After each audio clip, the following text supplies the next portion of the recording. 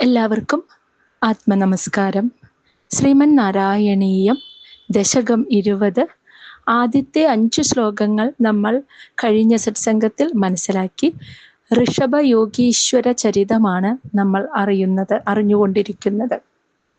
അപ്പൊ നമുക്കറിയാം, പ്രിയവ്രതന്റെ പ്രിയപുത്രനായ ആഗ്നീന്ദ്രന് ജനിച്ച നാഭി രാജാവ് ഭഗവാനെ നമസ്കരിച്ചുകൊണ്ട് ഒരു യാഗം നടത്തുകയും ആ യാഗത്തിനിടയിൽ ഭഗവാൻ അവിടെ പ്രത്യക്ഷനാവുകയും ചെയ്തു. ആ യാഗം അനുഷ്ഠിച്ച ഋഷിമാർ നാഭി രാജാവിന് വേണ്ടിയിട്ട്, അദ്ദേഹത്തിന് ഒരു പുത്രനെ ലഭിക്കാൻ വേണ്ടി ഭഗവാനോട് പ്രാർത്ഥിച്ചു. ഞാൻ തന്നെ അവതരിച്ചു കൊള്ളാമെന്ന് ഭഗവാൻ വാക്കുകൊടുക്കുകയും ചെയ്തു. ഭഗവാനോട് തുല്യം ഭഗവാൻ മാത്രം. അതുകൊണ്ട് ഭഗവാൻ സ്വയം അവതരിച്ചു. അതാണ് ഋഷഭാവതാരമായി വർണ്ണിക്കപ്പെട്ടത്. അങ്ങനെ ഋഷഭൻ യുവാവായതിനു ശേഷം നാഭി രാജാവ് രാജ്യഭരണം മുഴുവൻ ഭഗവാന്റെ അംശമായ ഋഷഭദേവനെ ഏൽപ്പിച്ചിട്ട് സ്വപത്നിയായ മേരുദേവിയോടുകൂടി തപോവനത്തിൽ ചെന്നു ഭഗവാനെ സേവിച്ച് ഭഗവത് പദത്തെ പ്രാപിച്ചു. അതിനുശേഷം ഇന്ദ്രന് പോലും അസൂയ ഉണ്ടാക്കുന്ന വിധത്തിൽ അത്രയ്ക്കും ഉത്കൃഷ്ടമായ രീതിയിലായിരുന്നു ഋഷഭൻ രാജ്യം ഭരിച്ചിരുന്നത്. ഋഷഭദേവന്റെ ആ ഭരണം കണ്ട് ഇന്ദ്രന് ഋഷഭദേവനോട് ഒരു അസൂയ തോന്നി. അപ്പൊ ഋഷഭൻ ഭഗവാന്റെ അവതാരം തന്നെയാണെന്ന് കുറച്ചു നേരത്തേക്ക് ഇന്ദ്രൻ അങ്ങ് മറന്നുപോയി. അങ്ങനെ തോന്നിയ ആ സ്പർദ്ധയാൽ ഋഷഭദേവൻ ഭരിച്ചിരുന്ന ആ രാജ്യത്ത് ഇന്ദ്രൻ മഴ പെയ്യിച്ചില്ല. ഈ സമയം ഋഷഭദേവനാകട്ടെ തൻ്റെ യോഗബലം കൊണ്ട് ആ സ്വന്തം ഭൂഖണ്ഡത്തിൽ ധാരാളമായി മഴ പെയ്യിക്കുകയും ചെയ്തു. അപ്പൊ ഇത്രയും ഭാഗമാണ് നമ്മൾ കഴിഞ്ഞ സത്സംഗത്തിൽ അറിഞ്ഞത്. ശ്ലോകം 6. ജിതേന്ദ്രദത്താം കമനീം ജയന്തീം മദോദ്വഹന്നാത്മരഥാശയോബി അജേജനസ്തത്ര ശതം തനോജാൻ യേഷാം ക്ഷിതീശോ ഭരതോഗ്രജന്മാ. ജിതേന്ദ്ര ദത്താം കമനീം ജയന്തീം അധ ഉദ്വഹൻ ആത്മരഥാശയഃ അഭി അജീജനഃ തത്ര ശതം തനൂജാൻ യേഷാം ക്ഷിതീശഃ ഭരതഃ അഗ്രജന്മാ. അധ അനന്തരം, അതായത് ഇന്ദ്രനുമായിട്ടുള്ള യുദ്ധം നടന്ന് അതിനുശേഷം ത്വം നിന്തിരുവടി ഭഗവാനെ അങ്ങ് ആത്മരഥാശയഃ, അതായത് ബ്രഹ്മ നിമഗ്ന ഹൃദയനാണെങ്കിലും ആണെങ്കിൽ പോലും, അഭി എന്ന് വെച്ചാൽ ആണെങ്കിൽ പോലും, അതായത് ഭഗവാൻ നിത്യബ്രഹ്മചാരിയായിട്ട് ഇരിക്കാനാണ് ആഗ്രഹിച്ചിരുന്നത് എങ്കിൽ പോലും ജിതേന്ദ്രദത്താം, അതായത് ഭഗവാനും ഇന്ദ്രനും തമ്മിൽ, ഋഷഭദേവനും ഇന്ദ്രനും തമ്മിലുള്ള യുദ്ധത്തിൽ ഭഗവാൻ ജയിച്ചു, ഇന്ദ്രൻ തോറ്റുപോയി. അങ്ങനെ തോറ്റുപോയ ആ ഇന്ദ്രൻ ദത്താം നൽകിയ കമനീം ജയന്തിയും, അദ്ദേഹത്തിന്റെ സുന്ദരിയായ അദ്ദേഹത്തിന്റെ മകളെ ജയന്തിയെ ഉദ്വഹൻ ഋഷഭദേവൻ വിവാഹം ചെയ്തിട്ട് തത്ര ആ ജയന്തിയിൽ ശതം തനുമുജാൻ 100 പുത്രന്മാരെ അജീജനഹ ഉത്പാദിപ്പിച്ചു എന്ന്.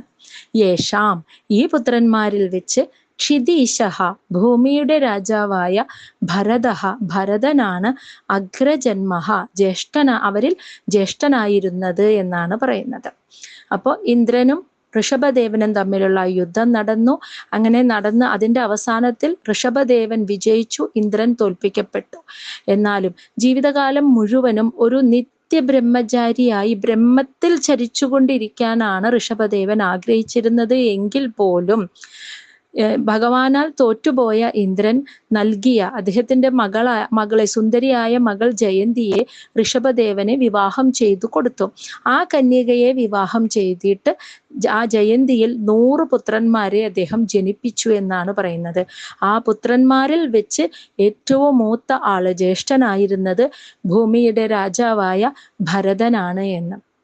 അതുവരെ അജനാഭവർഷം എന്ന പേരിൽ അറിയപ്പെട്ടിരുന്ന ആ ഭൂപ്രദേശം ഭരതൻ രാജ്യം ഭരിച്ചതോടുകൂടിയിട്ടാണ് ഭാരതം എന്ന പേരിൽ അറിയപ്പെടാൻ തുടങ്ങിയത്.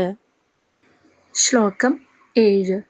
നവാഭവൻ യോഗിവരാനവാന്യേ ത്വപാലയൻ ഭാരതവർഷഖണ്ഡാൻ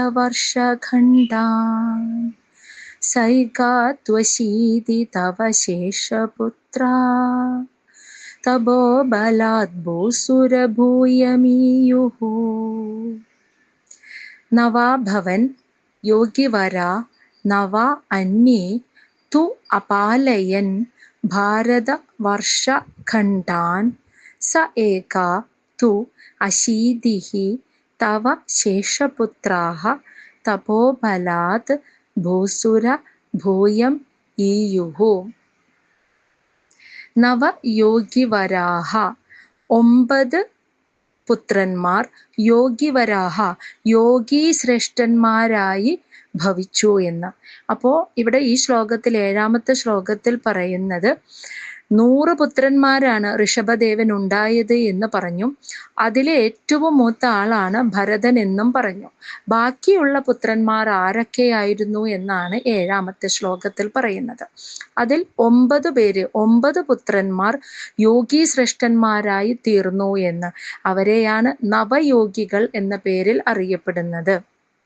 ഇനി അന്യേ മറ്റേ നവതു 9 പുത്രന്മാരാകട്ടെ ഭാരതവർഷ ഖണ്ഡാൻ അപാലയൻ ഭാരതവർഷത്തിന്റെ പല പല ഭാഗങ്ങളെ അപാലയൻ എന്ന് വെച്ചാൽ പരിപാലിച്ചു പോന്നു എന്ന്. അപ്പൊ ആദ്യത്തെ ആള് ഭരതനാണ്. അതിനുശേഷമുള്ള 9 പേര് നവയോഗികൾ എന്നറിയപ്പെട്ടു.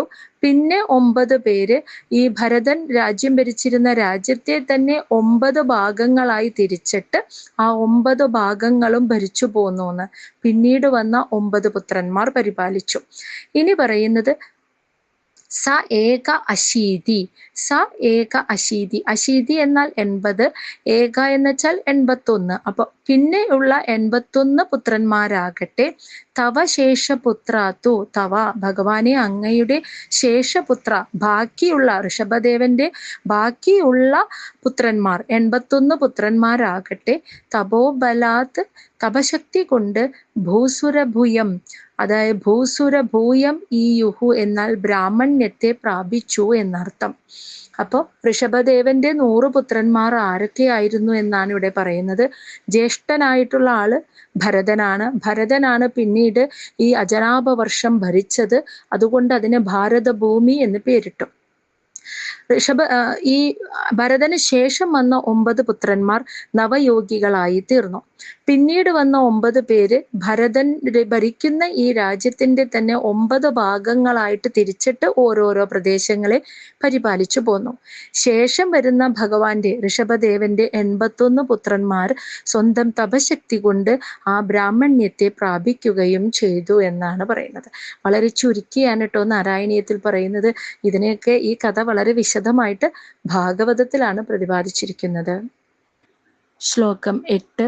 ഉക്ത്വാ സുദേഭ്യോധ മുനീന്ദ്രമധ്യേ വിരക്തി ഭക്ത്യാന്വിത മുക്തിമാർഗം സ്വയം ഗത പാരമഹംസ്യ വൃത്തിം അധാ ജഡോന്മത്ത പിശാചചര്യാം.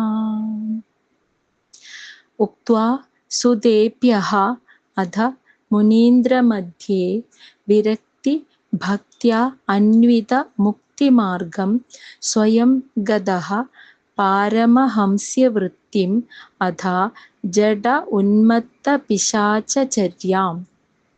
അഥ അനന്തരം, അതായത് യോഗീശ്വരന്റെ ഋഷഭദേവന്റെ പുത്രന്മാരൊക്കെ അതാതു മാർഗങ്ങളെ സ്വീകരിച്ചതിന് ശേഷം ത്വം ഭഗവാനെ അവിടുന്ന് മുനീന്ദ്രമധ്യേ, അതായത് ഋഷഭദേവൻ മുനിമാരുടെ നടുക്ക് വെച്ച് ഒരിക്കൽ മുനിമാരുടെ നടുക്കിൽ വെച്ച് സുദേഭ്യഃ സ്വന്തം പുത്രന്മാർക്ക് വിരക്തി ഭക്ത്യാ അന്വിത മുക്തിമാർഗം വൈരാഗ്യം, വിരക്തി അല്ലെങ്കിൽ വൈരാഗ്യം, ഭക്തി എന്നിവയോട് കൂടിയ മുക്തിമാർഗം ഉക്ത്വാ ഉപദേശിച്ചു കൊടുത്തിട്ട് സ്വയം ഋഷഭദേവൻ തന്നെത്താൻ പാരമഹംസ്യ വൃത്തിയും പരമഹംസന്മാരുടെ ജീവിത രീതിയെ ഗത സ്വീകരിച്ചു.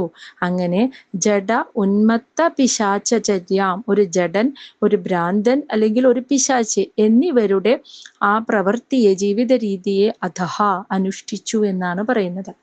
അപ്പോൾ ഋഷഭയോഗീശ്വരൻ ഒരു നിത്യബ്രഹ്മചാരിയായി ജീവിക്കാൻ ആഗ്രഹിച്ചിരുന്നുവെങ്കിൽ പോലും അദ്ദേഹം ഇന്ദ്രന്റെ പുത്രിയെ വിവാഹം കഴിച്ചു. 100 പുത്രന്മാരുണ്ടായി. അപ്പോൾ വിവാഹ ജീവിതം, ഗാർഹസ്ഥ്യ ജീവിതം ഒരിക്കലും ആത്മീയതയ്ക്ക് വിരുദ്ധമാണെന്നുള്ള ധാരണ തെറ്റാണെന്ന് ഭഗവാൻ ഋഷഭദേവനായി അവതരിച്ചുകൊണ്ട് ജനങ്ങളെ ബോധ്യപ്പെടുത്തി. ഒരു ഗൃഹസ്ഥാശ്രമ ജീവിതം നയിച്ചുകൊണ്ടും സാക്ഷാത്കാരത്തിലേക്ക് ഒരാൾക്ക് പോകാമെന്ന് നമുക്ക് കാണിച്ചു തരുന്നതായിരുന്നു ഋഷഭദേവന്റെ അവതാരം. അങ്ങനെ ആ 100 പുത്രന്മാർ വളർന്നു വലുതായി. അവരൊക്കെ അവരവരുടേതായ വഴികൾ സ്വീകരിച്ചതിന് ശേഷം ഒരിക്കൽ ഋഷഭദേവൻ മുനിമാരുടെ നടുക്കിൽ വെച്ച് തൻ്റെ പുത്രന്മാർക്ക് എന്താണ് വൈരാഗ്യം, എന്താണ് ഭക്തി, അതിലൂടെ കൂടിയ മുക്തി മാർഗം എന്താണെന്ന് ഉപദേശിച്ചു കൊടുത്തു. അത് മാത്രമല്ല, ഉപദേശിച്ചു കൊടുക്കുക മാത്രമല്ല, സ്വയം പരമഹംസന്മാരായ യോഗികളുടെ അല്ലെങ്കിൽ അവധൂതന്മാരുടെ ഒരു ജീവിത രീതിയെ അദ്ദേഹം സ്വീകരിച്ചു. അപ്പൊ ഈ അവധൂതന്മാരുടെ ഒരു ജീവിത ശൈലി സ്വീകരിച്ചു കഴിഞ്ഞാൽ അവർ തീർത്തും ശരീരബോധത്തിൽ നിന്ന് മുക്തന്മാരാണ് ഈ അവധൂതന്മാർ അല്ലെങ്കിൽ പരമഹംസന്മാരായ യോഗികള്. ഞാനൊരു ശരീരമാണ് എന്നൊരു ബോധം അവർക്കില്ല. അതുകൊണ്ട് തന്നെ ഒരു ജഡനെ കാണുന്നവർക്ക് ഒരു ജഡനെ പോലെ അല്ലെങ്കിൽ ഒരു ഭ്രാന്തനെ പോലെ അല്ലെങ്കിൽ ഒരു പിശാചിനെ പോലെയുള്ള ജീവിക്കുന്ന, പ്രവൃത്തി ചെയ്യുന്നതായിട്ട് തോന്നുന്ന രീതിയിൽ അദ്ദേഹം ജീവിച്ചു എന്നാണ് പറയുന്നത്. അതിന് കാരണം ആ ശരീരബോധത്തിൽ നിന്നും പൂർണ്ണമായും മുക്തമായതുകൊണ്ട് ഒരു സാധാരണ മനുഷ്യൻ ഞാൻ എന്ന് കരുതി ജീവിക്കുമ്പോൾ പാലിക്കുന്നതായ യാതൊരു ജീവിതചര്യകളും ഇല്ലാതെ ആ വ്യക്തിബോധത്തിൽ നിന്നും ശരീരബോധത്തിൽ നിന്നും പൂർണ്ണമായും മോചിതനായ അദ്ദേഹത്തിന്റെ ജീവിത രീതി കാണുമ്പോൾ ആളുകൾക്കൊരു ഭ്രാന്തനാണെന്ന് പോലും തോന്നിപ്പോകുന്നു. അങ്ങനെ ഒരു ജീവിത രീതിയെ പിന്നീട് അദ്ദേഹം അനുവർത്തിച്ചു പോന്നു എന്നാണ് പറയുന്നത്. നമുക്ക് പെട്ടെന്ന് മനസ്സിലാക്കാൻ പറ്റും, നമ്മുടെ നാരായണത്ത് ജ്ഞാനി അങ്ങനെയായിരുന്നു. അദ്ദേഹം വളരെ വലിയൊരു ജ്ഞാനിയാണ്. പക്ഷേ സമൂഹം അദ്ദേഹത്തിനെ ഭ്രാന്തൻ എന്നാണ് മുദ്രകുത്തിയത്. യഥാർത്ഥത്തിൽ ആ പ്രകൃതി ശക്തിയെ തൻ്റെ മുന്നിൽ പ്രത്യക്ഷപ്പെടുത്തിയിട്ടുള്ള ആ പ്രകൃതി ശക്തി ആ നാരായണത്ത് ജ്ഞാനിയുടെ മുന്നിൽ പ്രത്യക്ഷപ്പെട്ടിട്ട് ഉണ്ട്. അത്രയ്ക്കും ശരീരബോധത്തിൽ നിന്നും മുക്തനായ ഒരു ജ്ഞാനിയാണ് അദ്ദേഹം. പക്ഷെ ഒരു അവധൂത ജീവിത ശൈലി ആയതുകൊണ്ട് സമൂഹം അദ്ദേഹത്തിന് ഭ്രാന്തൻ എന്ന് മുദ്രകുത്തുകയാണ് ചെയ്തത്. അതുപോലെ തന്നെയായിരുന്നു ഋഷഭദേവൻ എന്നാണ് ഇവിടെ പറയുന്നത്. ശ്ലോകം 9. പരാത്മഭൂതോപി പരോപദേശം കുർവൻ ഭവാൻ സർവനിരസ്യമാനഃ വികാരഹീനോ വിചചാരകൃത്സ്നാ മഹീമഹീനാത്മരസാഭിലീനഃ. പരാത്മഭൂതഃ അപി പരോപദേശം കുർവൻ ഭവാൻ സർവനിരസ്യമാനഃ വികാരഹീനഃ വിചചാരകൃത്സ്നാം മഹീ അഹീനാം ആത്മരസാഭിലീനഃ. ഭഗവാനെ അവിടുന്ന് പരാത്മഭൂതഃ അഭി പരബ്രഹ്മമെന്ന ഭാവത്തെ പ്രാപിച്ചിട്ടും, ഞാൻ ആ പരമാത്മാവാണ് എന്ന ഭാവത്തെ അറിഞ്ഞിട്ടും അനുഭവിച്ചറിഞ്ഞിട്ടും മറ്റുള്ളവർക്ക് പരോപദേശം കുറുവൻ അന്യർക്ക് ബ്രഹ്മോപദേശത്തെ കൊടുത്തിട്ട് സർവനിരസ്യമാനഃ എല്ലാവരാലും ഉപേക്ഷിക്കപ്പെട്ടവനായി വികാരഹീനഃ യാതൊരു വികാരവുമില്ലാതെ രാഗം, ദേഷ്യം, അങ്ങനെയുള്ള 8 വികാരങ്ങളും അതുപോലെ ഞാൻ എന്ന ഭാവവും ലാഭനഷ്ട ചിന്തയും മാനാഭിമാന ചിന്തയും ഒന്നുമില്ലാത്തവനായി അഹീന ആത്മരസാഭിലീനഃ തികഞ്ഞ ആത്മാനന്ദത്തിൽ മുഴുകിയവനായി കൃഷ്ണാം മഹീം ഈ ഭൂമി മുഴുവനും വിചചാര ചുറ്റി സഞ്ചരിച്ചു എന്നാണ് പറയുന്നത്. അപ്പോൾ ആ ഋഷഭദേവൻ അങ്ങനെ പരബ്രഹ്മം എന്ന ആ അവസ്ഥയെ അനുഭവിച്ചറിഞ്ഞിട്ട് കൂടി മറ്റുള്ളവർക്ക് തൻ്റെ ജീവിതാനുഭവത്തെ എന്താണ് യഥാർത്ഥ ജ്ഞാനമെന്ന് മറ്റുള്ളവർക്ക് മനസ്സിലാക്കാനായിട്ട് അതിനെ അനുഭവിച്ചറിഞ്ഞ വ്യക്തിയായി അതിനെ ഉപദേശിച്ച് ആ പരബ്രഹ്മ ഉപദേശത്തെ മറ്റുള്ളവർക്ക് കൊടുത്തു. അതിനുശേഷം എല്ലാവരാലും ഉപേക്ഷിക്കപ്പെട്ടവനായി അങ്ങനെ രാഗം, ദ്വേഷം എല്ലാത്തിനെയും കൈവിട്ട് ഇല്ലാത്തവനായി തികഞ്ഞ പരമാനന്ദത്തിൽ മുഴുകിയിട്ട് ഭൂമി മുഴുവനും അങ്ങനെ ചുറ്റി സഞ്ചരിക്കുകയും ചെയ്തു എന്നാണ് പറയുന്നത്. ശ്ലോകം 10. ശയൂവ്രതം ഗോമൃഗകാകചര്യാം ചിരം ചരന്നാഭ്യപരം സ്വരൂപം ദവാഹൃദാംഗകുടകാചലേ ത്വം താപാൻ മമാപാകുരുവാദനാദ. ശയൂവ്രതം ഗോമൃഗ കാകചര്യാം ചിരം ചരൻ ആപ്യ പരം സ്വരൂപം ദവാഹൃത അംഗഃ കുടകാചലേ ത്വം താപാൻ മമ അപാകുരു വാദനാദ. ശയൂവ്രതം പെരുമ്പാമ്പിനെ പോലെ കിടക്കുക എന്ന വ്രതം. ഗോ മൃഗ കാകചര്യാം പശുക്കൾ, മാനുകൾ, കാക്കകൾ ഇവയുടെ ജീവിത രീതിയെ ചിരം ചരൻ ഒരുപാട് കാലം, വളരെ കാലം അദ്ദേഹം ഋഷഭദേവൻ അനുഷ്ഠിച്ചു എന്നാണ് പറയുന്നത്. അതായത് പെരുമ്പാമ്പിനെ പോലെ കിടക്കുക എന്ന് പറഞ്ഞാൽ ആഹാരത്തിന് പോലും ഉദ്യമിക്കാതെ അടുത്ത നേരം അല്ലെങ്കിൽ അടുത്ത ദിവസം എനിക്ക് ആഹാരം കഴിക്കണം, അതിനുള്ള വകയുണ്ടാക്കണം എന്നൊന്നും ശ്രമിക്കാതെ ഒരിടത്ത് തന്നെ കിടന്ന കിടപ്പ് കിടക്കുക, അതാണ് പെരുമ്പാമ്പിനെ പോലെ കിടക്കുക എന്ന് പറയുന്നത്. അതായത് വിശപ്പൊന്നും അദ്ദേഹം അറിഞ്ഞിരുന്നില്ല, അതുകൊണ്ട് ഭക്ഷണത്തിനോട് ആസക്തിയും ഉണ്ടായിരുന്നില്ല. അപ്പൊ അതിനായിട്ടൊന്നും ശ്രമിക്കാതെ ഒരിടത്ത് തന്നെ ഇങ്ങനെ കിടന്ന് കിടപ്പ് കിടക്കുക.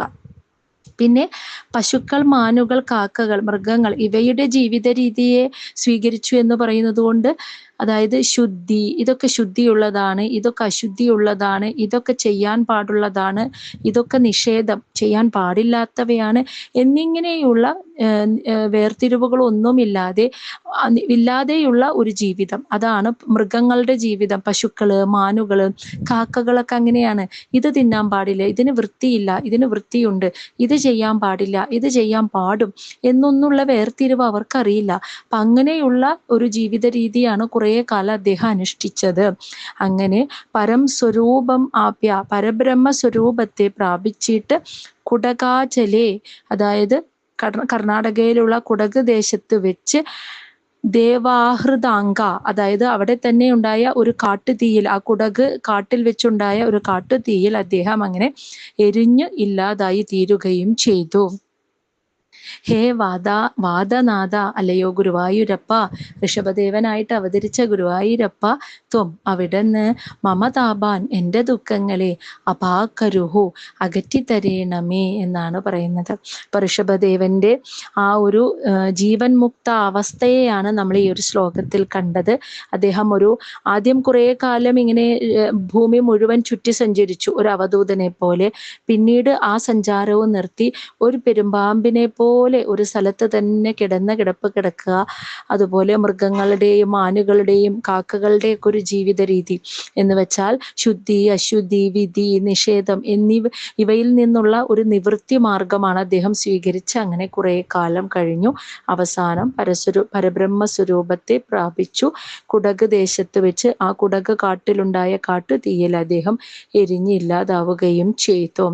അങ്ങനെ ഋഷഭദേവനായും അവതരിച്ച് ഈ ഭൂമിയിലെ മനുഷ്യർക്ക് കാണിച്ചു കൊടുത്തു. ഇങ്ങനെയാണ് ഇങ്ങനെയും ഒരു രാജാവായിരുന്നു, അതുപോലെ ഒരു ഗാർഹിക ജീവിതം നയിച്ചുകൊണ്ടും ഒരാൾക്ക് സാക്ഷാത്കാരം, പരമമായ മുക്തിയെ പ്രാപിക്കാമെന്ന് കാണിച്ചു കൊടുക്കാനായി അവതരിച്ച അല്ലയോ ഗുരുവായൂരപ്പ, അവിടുന്ന് എൻ്റെ ദുഃഖങ്ങളെ, എൻ്റെ രോഗങ്ങളെ കൂടി അകറ്റിത്തരേണമേ എന്ന് മേൽപ്പത്തൂരിൻ്റെ ഒരു പ്രാർത്ഥനയോട് കൂടിയിട്ട് ഈ ഒരു 20ാമത്തെ ദശകം ഇവിടെ അവസാനിക്കുന്നു. പ്രണാമം.